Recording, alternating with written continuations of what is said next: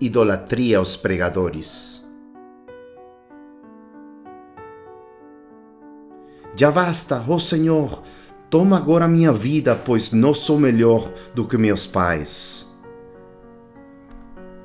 Elias era um estudante de história da igreja. Desde um lugar de profunda convicção, aspirava a avançar além da hipocrisia do status quo que prevalecia entre seus pais.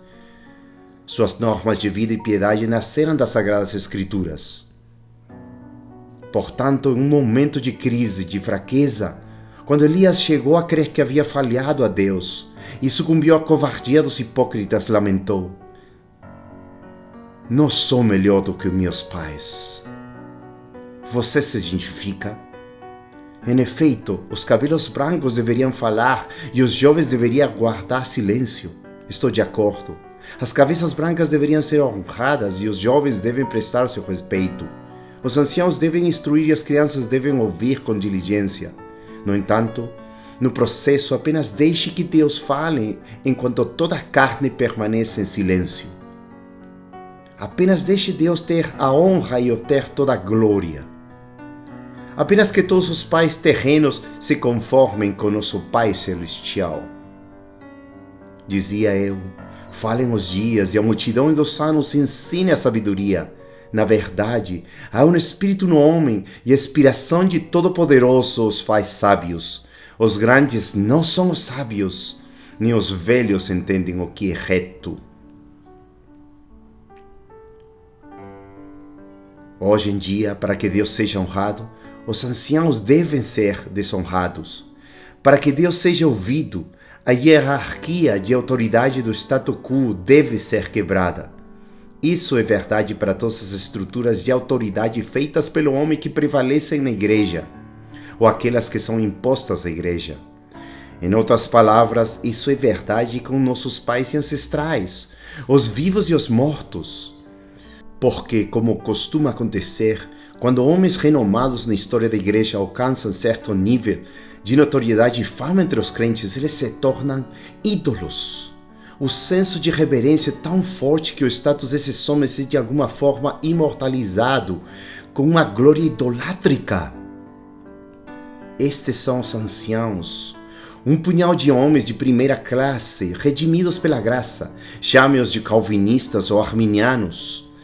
O que você quiser, chame-os de reformadores ou puritanos, Deus não se importa. Eles fizeram um impacto em suas gerações e agora são os ídolos da nossa geração. Os homens acreditam que estão prestando um serviço a Deus esculpindo suas imagens em pedra. Eles não veem vergonha nisso. Os peregrinos cheios de alegria prestam homenagem e partem felizes. Eles se gabam da experiência e imaginam que são mais piedosos por terem feito a viagem. As falhas e erros dos anciãos são desacreditados ou são praticamente irrelevantes porque geralmente são desconhecidos pela igreja. Portanto, a percepção comum entre os crentes é radicalmente exagerada. Uma cultura de intolerância se avoluma no ar. A regra tácita é que ninguém deve contrariar o conselho dos anciãos, nem ninguém deve criticar humildemente as suas confissões de fé. No entanto, não se poderia dizer muito sobre o jovem Eliú. Queira Deus que eu não faça acepção de pessoas, nem use de lisonjas com o homem, porque não sei usar de lisonjas. Em breve me levaria ao meu Criador. Todos nós deveríamos aspirar a ser como nossos pais e antepassados, apenas na medida em que eles sejam como nosso Pai Celestial. Qualquer outra coisa equivale a uma cultura crescente de adulação na igreja. Uma febre de idolatria está paralisando o corpo de Cristo e isso o torna uma igreja doente em um mundo moribundo. As circunstâncias não podem ser mais trágicas. A esposa de Cristo não ousaria pensar que poderia ser mais sábia do que os anciãos. Sua estimativa da graça é muito pequena, enquanto sua confiança nas Escrituras diminui ano após ano. No entanto, não se pode dizer muito sobre o jovem Davi. Oh, quanto amo a tua lei! É a minha meditação em todo dia. Tu, pelos teus mandamentos, me fazes mais sábio que meus inimigos, pois estás sempre comigo. Tenho mais entendimento do que todos os meus mestres, porque medito nos teus testemunhos. Sou mais prudente do que os velhos, porque guardo os teus preceitos. Davi foi severamente oprimido enquanto crescia no reino de Saul.